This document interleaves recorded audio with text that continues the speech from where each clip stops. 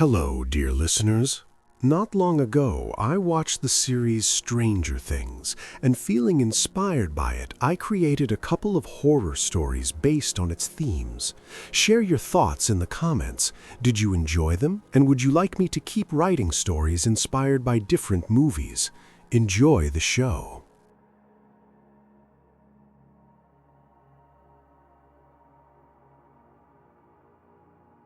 You gotta understand, nothing ever happened in Stillwater. It was one of those places in the middle of Ohio where the biggest news of the year was whether the high school football team would make it to state. So when the sickness started, nobody thought much of it. It was just one of those things. It was my neighbor, Billy, who went first. He was a farmer, tough old guy who could fix a tractor with a piece of baling wire and a prayer. He started acting strange. I'd see him out in his field at 2 a.m, just standing there, staring at the corn. Not moving, not smoking a cigarette, just staring. My wife, Sarah, said maybe he had insomnia. I figured he was just getting old. But then Billy stopped showing up at the feed store.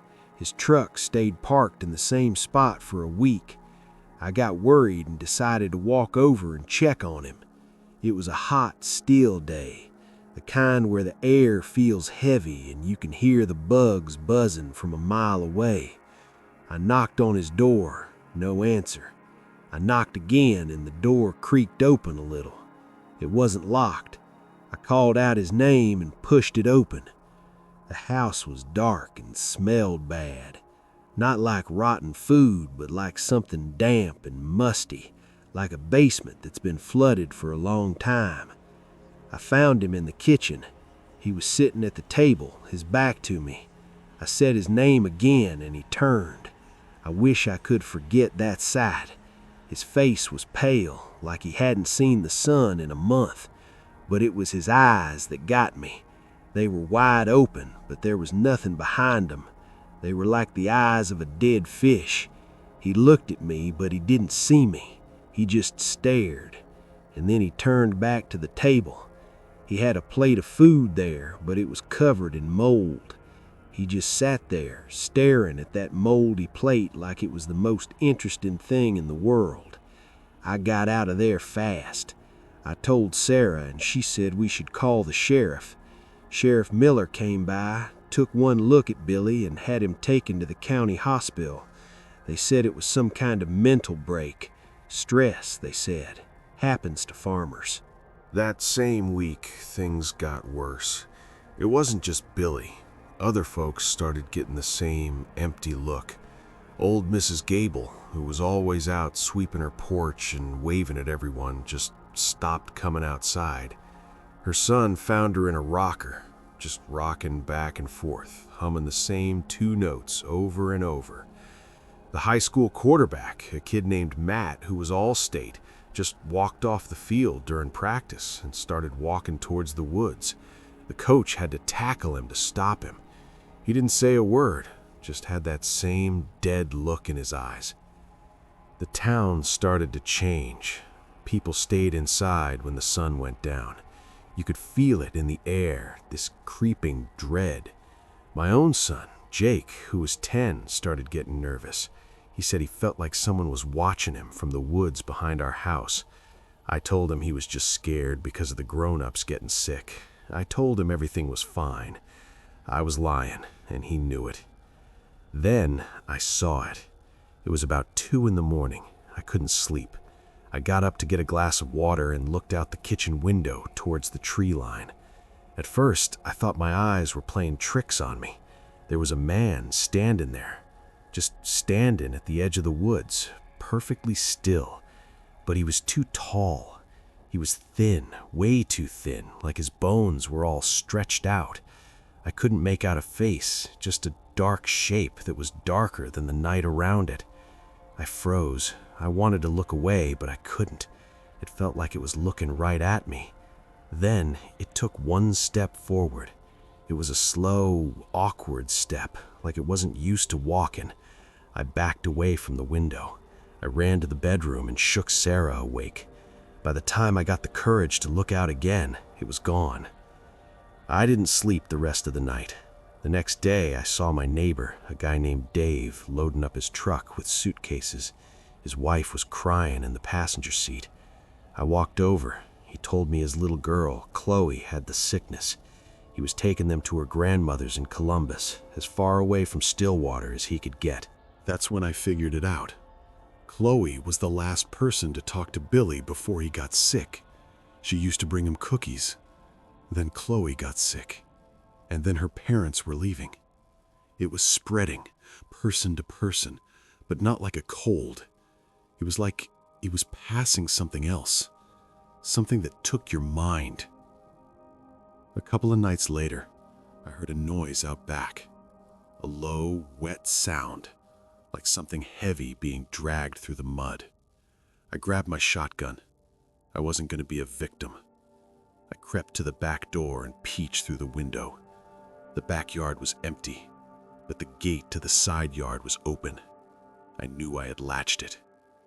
I stepped outside, the gun held tight. The air was cold and heavy. I walked around to the side of the house. I saw Sarah. She was standing at the corner of the house, her back to me. She was wearing her nightgown, but her feet were bare and muddy. "Sarah?" I whispered. My voice was shaking. She didn't move. She just stood there, staring at something in the side yard. I took a few steps closer, the gun still up. When I got next to her, I looked to see what she was staring at. It was the thing from the woods. It was closer now, standing just a few feet away.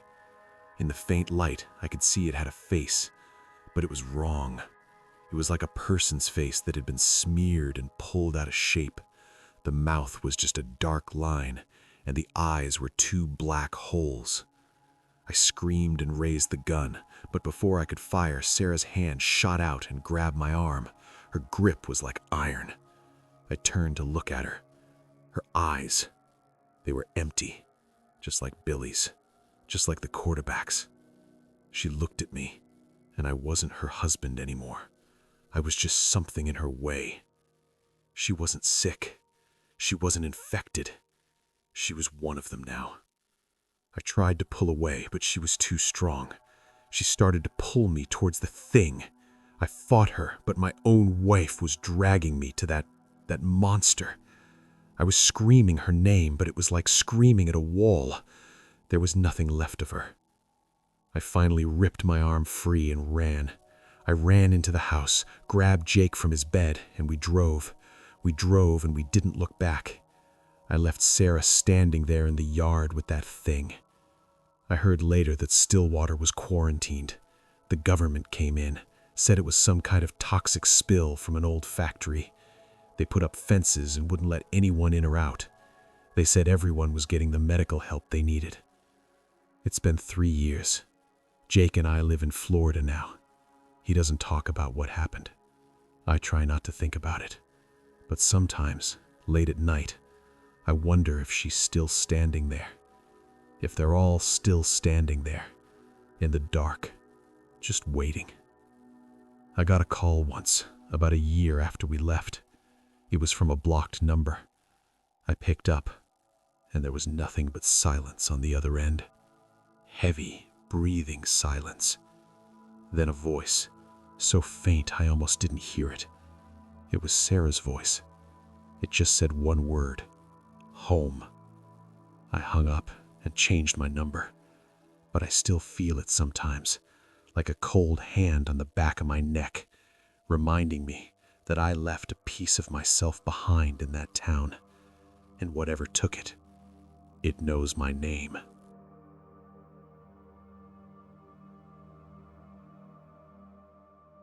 I never used to believe in ghosts or any of that stuff. Still don't, really. What happened out at Miller's Ridge wasn't about ghosts. It was about something else. Something that was never meant to be found. I grew up in a little town called Pikesville, down in western Kentucky. My whole life was that town. My dad worked at the lumber yard. My mom stayed home with me and my little sister, Abby. We weren't rich, but we had the woods and the river, and that was better than any video game. Our favorite place to go was Miller's Ridge. It was this big wooded hill about a mile outside of town. At the top, there was this old abandoned farmhouse that had been there since before the Civil War. Everyone said it was haunted, which of course meant every kid in town dared the others to go up there at night. Me and my best friend Sam, we were the brave ones. We'd go up there all the time, even after dark. We'd sit on the broken porch, throw rocks at the empty windows, and pretend we weren't scared. It was just an old house. Wind and rain had knocked it around for 150 years. There was nothing spooky about it. But the hill itself was different. There was a spot on the far side, away from the house, where the ground just dipped. It was like a perfect circle, about 50 feet across, that was lower than the rest of the hill. The trees in that circle were all dead. Not cut down, just dead. Gray, brittle skeletons of trees with no bark. And nothing grew on the ground inside it, just bare, hard dirt. We called it the Hollow Hill. My grandpa once told me that his grandpa said that place had always been like that nothing would ever grow there.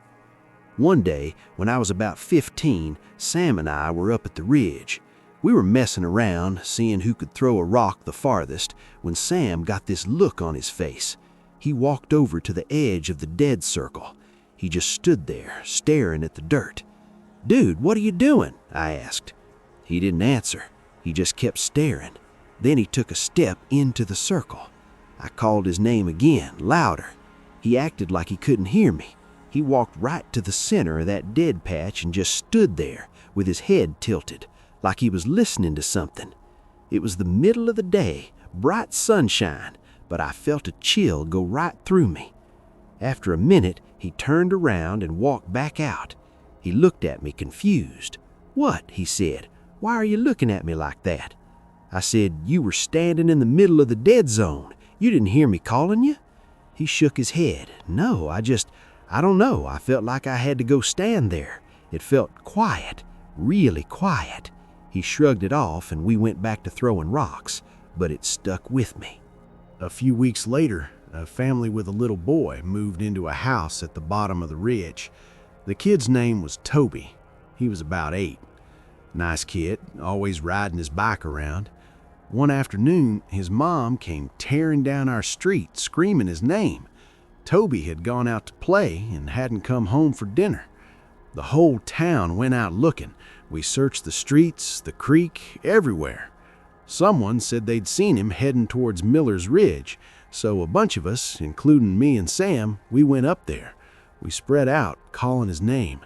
I was making my way through the woods when I came to the edge of the hollow hill, and I saw Toby.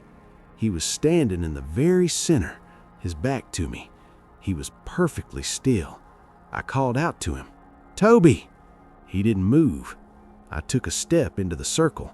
The ground felt strange under my feet, harder than it should have been. It felt like walking on packed clay. I walked up to him. "Hey, buddy, your mom's looking for you. You scared everyone." He turned around. His face was pale, and his eyes had that same look I'd seen in Sam's for just a second that day. A kind of far-away, empty look. But he blinked, and then he started crying. He said he got lost, and then he just felt tired, so he sat down. He didn't remember standing up. He didn't know why he was in the circle. We took him home. Everyone said he was just a lost, scared kid, but I knew what I saw. He was standing there like a statue, just like Sam had. Something about that place was wrong. After that, I couldn't stop thinking about it. I started doing research at the local library. I found an old newspaper from the 1930s. There was a small article about a farmer who lived up on the ridge. He'd gone out to check on his livestock one night and was found the next morning standing in that same dead circle. He was alive, but he never spoke another word. He just stared at nothing until he died a few years later. Then I found something even older. A diary from a woman who lived in the farmhouse back in the 1880s. She wrote about how her husband had tried to plow that part of the hill, but the ground was too hard. He tried to dig, but his shovel just bounced off it. She wrote about how their dog would never go near it, and how sometimes, late at night, she would look out the window and see figures standing in that circle, just standing there, waiting. I showed Sam the stuff I found. He got real quiet. Then he told me something he hadn't mentioned before. He'd been having dreams where he was standing in that circle, but it wasn't nighttime. The sky was a strange color, and the dead trees weren't dead anymore. They were covered in something black that moved. And he wasn't alone. There were other people there, just standing around him, all of them facing the center. He couldn't see their faces, but he knew they were the ones who had been there before. We decided we had to do something. We were just kids, but we knew that place was dangerous. We went to my dad. We told him everything. He listened, and I could see the worry on his face. He wasn't a man who scared easy. That night, my dad took a sledgehammer and a shovel, and we went up to the hollow hill. He said if something was wrong with the ground, maybe we could break it up, aerate it or something. It sounds stupid now, but we didn't know what else to do. We got to the edge of the circle. The moon was full, and the dead trees looked like white bones in the light. My dad took a deep breath and stepped inside. He raised the sledgehammer and brought it down hard on the dirt. The sound it made wasn't a thud. It was a deep, hollow boom, like he'd hit a giant drum.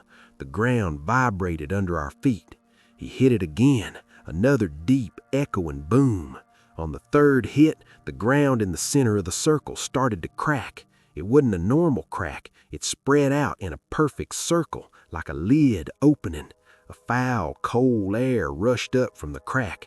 It smelled like the deepest, darkest part of a cave, like something that had been buried for a very long time.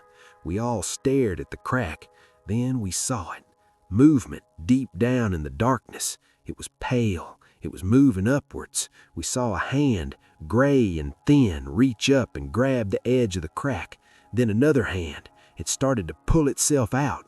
My dad grabbed me and Sam and screamed, "Run!" We ran. We tore through the woods, not looking back. We could hear a wet, slithering sound behind us, getting faster. We made it to the road, jumped in my dad's truck, and he peeled out of there. We never went back to Miller's Ridge. A few months later, there was a big storm. A tornado ripped right through that part of the county. It flattened the woods all around the ridge. When the storm passed, the hollow hill was gone, just a giant crater in its place, filled with muddy water. The town said it was a sinkhole, finally opening up after all these years. They fenced it off and called it a hazard. People forgot about it, but I didn't. And sometimes, late at night, I still think about that hand reaching up out of the darkness, and I wonder what else might have come out of that hole before the storm sealed it. I wonder if anything is still down there waiting. And sometimes, when I'm out in my yard at night, I get the feeling that I'm being watched. I'll turn around real quick, half expecting to see a pale, thin figure standing at the edge of the trees. So far, there's nothing there, but I know one night there will be.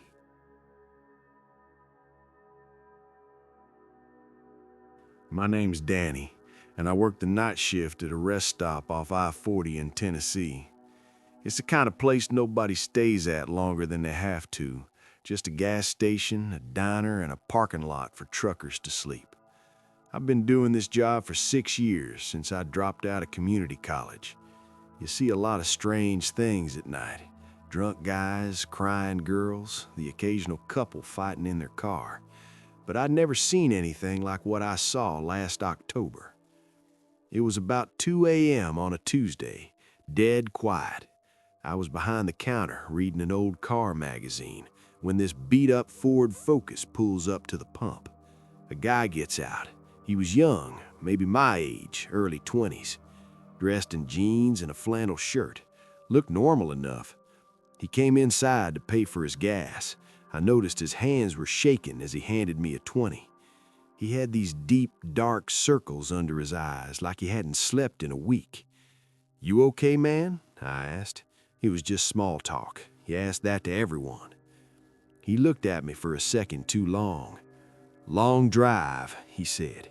His voice was flat, no emotion. He took his change and left. I watched him pump his gas. He just stood there, staring at the hose. Didn't look at his phone, didn't look around, just stared. Then he got back in his car and drove off towards the highway. I thought he was weird, but I forgot about it 5 minutes later. That's the kind of job this is. People come and go. About an hour later, a big rig pulls in. The driver, an old guy named Pete, who stops here all the time, comes in for coffee. He's talking my ear off about some new fishing rod he bought. Then he stops mid-sentence and looks out the window. "Hey, Danny," he says, "you got a homeless problem out here?" I look out. There's a guy walking across the parking lot, coming from the direction of the highway on-ramp. He's walking slow, kind of stumbling. As he gets closer, I see it's the same guy from before, the one in the flannel shirt, but he looks worse. His clothes are dirty, like he's been rolling around on the ground. His face is all scratched up. He comes in the door. The bell above it chimes. He stands there, blinking in the light. Pete and I are just staring at him. The guy looks at Pete, then at me. His eyes are wide, scared. "Please," he says. His voice is raspy, like he's been screaming. "You gotta help me. You gotta call the police." "What happened?" I asked, reaching for the phone. "Car accident?" He shakes his head violently. No, it's not that. He took my skin." Pete and I just looked at each other. I thought the guy was on something. Meth, maybe. We get that sometimes. "Took your skin?" Pete says. "Son, you need a doctor?" The guy grabs the counter. His hands are shaking bad. "Listen to me. I was driving. I picked up a hitchhiker. Back down the road about 20 miles. A guy in a black coat. He seemed normal. We were talking, then I don't remember. I woke up, I was in the ditch by the road. My car was gone. And I looked down at my hands." He holds up his hands. They're just normal hands. A little dirty, but normal. "They weren't my hands," he whispers. "They were too pale, too small. I touched my face. It wasn't my face. I was in someone else's body." I ran to the road, to a sign, and I saw my reflection in the metal. It wasn't me. I was some other guy. And then I saw him. He was driving away in my car, but he had my face. He was wearing my skin. Pete laughed, a nervous laugh. "Okay, buddy, you've had a long night." I didn't laugh. There was something in the guy's eyes. Real terror. The kind you can't fake. "What's your name?" I asked him. He thought for a second, his face twisting in pain. I don't know. I can't remember. I remember my car. I remember picking him up. But my name, it's gone." I called the sheriff. They came and took the guy away. The deputy told me later they ran his prints. He came back as a missing person from Arkansas. A man named Gary Mitchell, reported missing by his wife 3 days ago. The guy we had, the one claiming his skin was stolen, he was Gary Mitchell, but he didn't know his own name. He didn't know anything about his own life. A week went by. I tried to forget about it. Figured the guy was just having some kind of breakdown. Then I saw the car, that beat-up Ford Focus. It was parked at the pump again, middle of the night, same time. My heart started pounding. I watched as the door opened and a guy got out. He was the hitchhiker. I knew it right away, not because of what he looked like, but because of how he moved. He was wearing the first guy's skin. He had his face, his clothes, everything. He walked inside, and when he looked at me, he smiled. It was a wide smile, but it was wrong, like someone who had never smiled before trying to copy what it looked like. "Fill it up with regular," he said. His voice was the same flat tone as before. No, wait. It wasn't the same. It was the first guy's voice, the real guy's voice. He was using it now. I just nodded. I couldn't speak. He paid and left. As he was walking out, he stopped at the door. He turned back and looked at me. I like this one. It fits better than the last one. He patted his chest, his stomach. Warmer. Then he left. I watched him drive away, and I felt cold all over. I called the sheriff again. They checked the plates. The car was registered to Gary Mitchell, the real Gary Mitchell, the one in the hospital who couldn't remember his name. They went to the hospital to check on him. He was gone. His room was empty. The nurses said he just got up and walked out an hour ago. They said he looked confused, but he was walking fine. That was 3 months ago. I still work the night shift, but now I watch every car that pulls in. I look at the drivers, I look at their faces, and I wonder if the face they're showing me is really theirs. Sometimes a car will pull up and the person inside will just sit there for a minute, staring at me through the glass. They'll have a normal face, a tired mom, an old trucker, a young kid, but the way they stare, it's too still, too empty. Last week a woman came in to use the bathroom. She had a baby with her, a little thing, sleeping in a car seat. She was in and out fast, but when she left, the baby woke up and started to cry. Not a normal baby cry, it was a deep, raspy sound. And through the window I saw the woman lean down to the baby. She whispered something. The crying stopped. The baby turned its head and looked right at me. Its eyes were wide open, and they weren't a baby's eyes. They were old, they were empty. They were the eyes of something that had been watching for a very long time. I'm writing this down because I need someone to know. They're out there. They're driving the roads, living in the towns, sleeping in the houses. They take your skin and they wear it until it wears out. Then they find another one. They could be anyone. Your neighbor, your mailman, your wife. If you meet someone and something feels off, just a little bit off, trust that feeling. Don't let them get close, because they're looking for a new suit. And once they've got their eyes on you, they don't stop. They don't ever stop.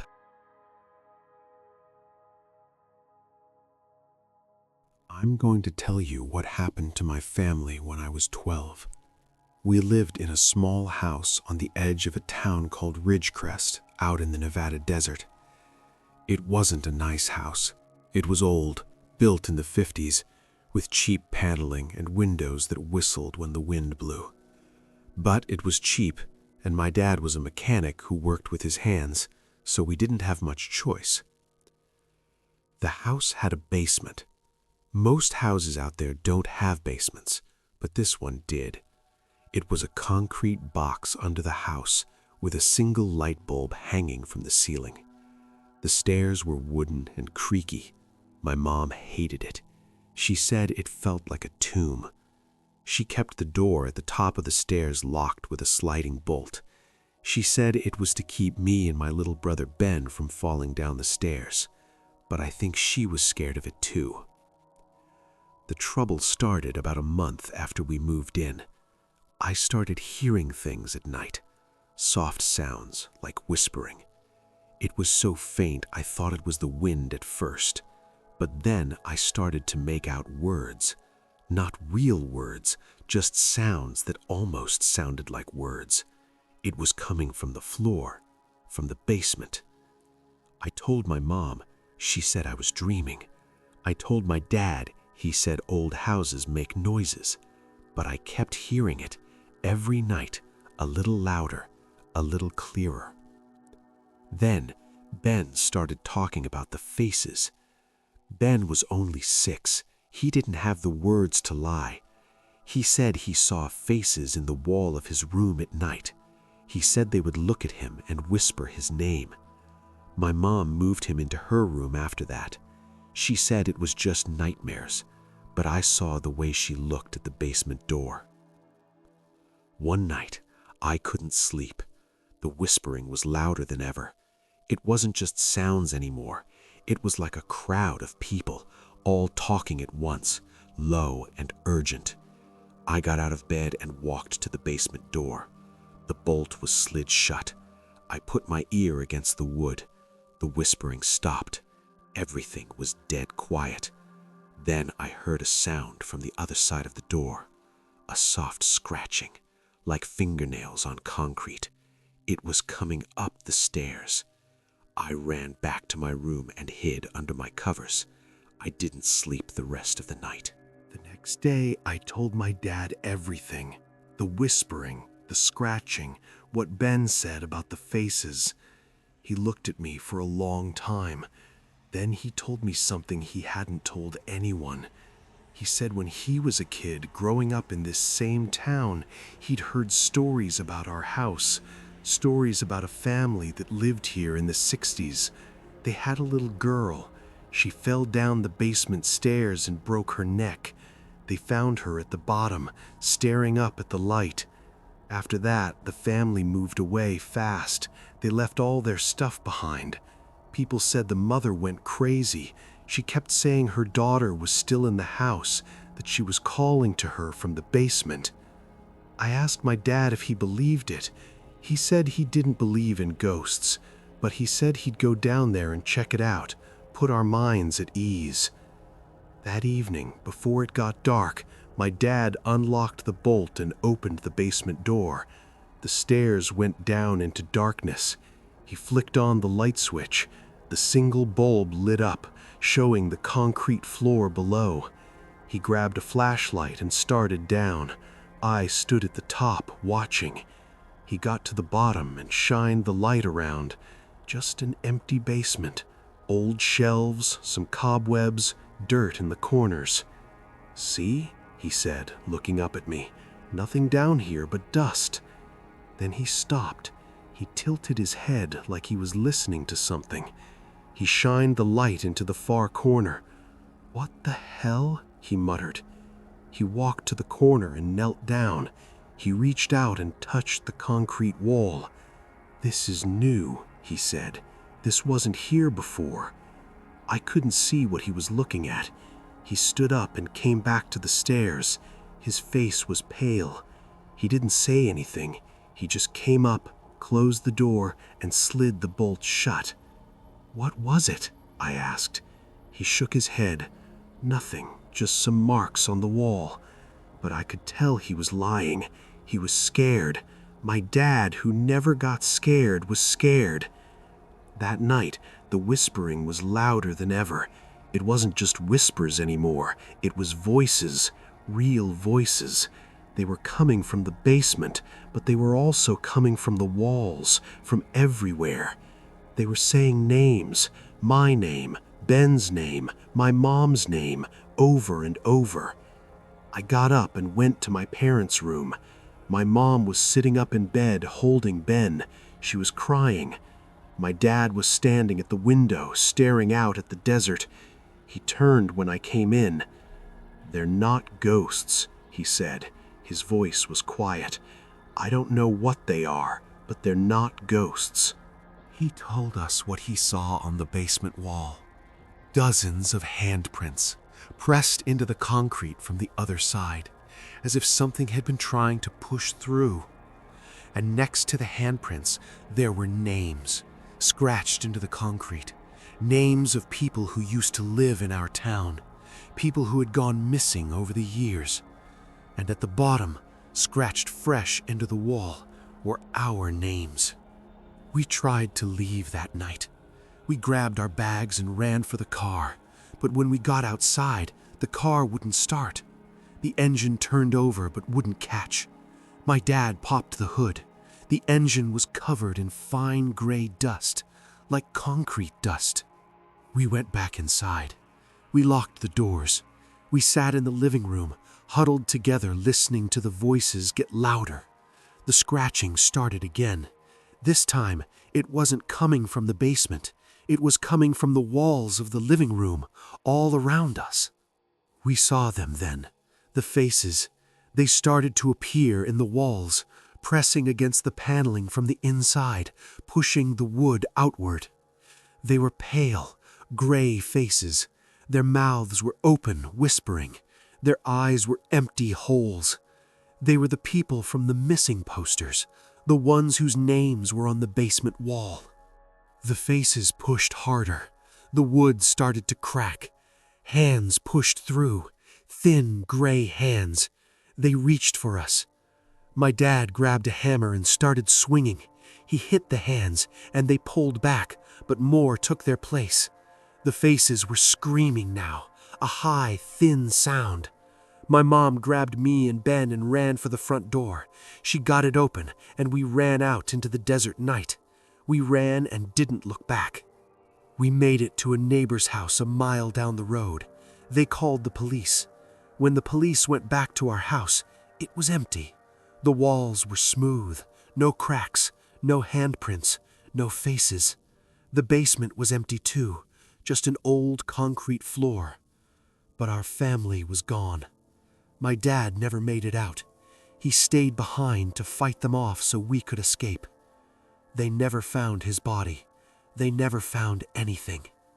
My mom, my brother, and me, we live in California now, far from the desert.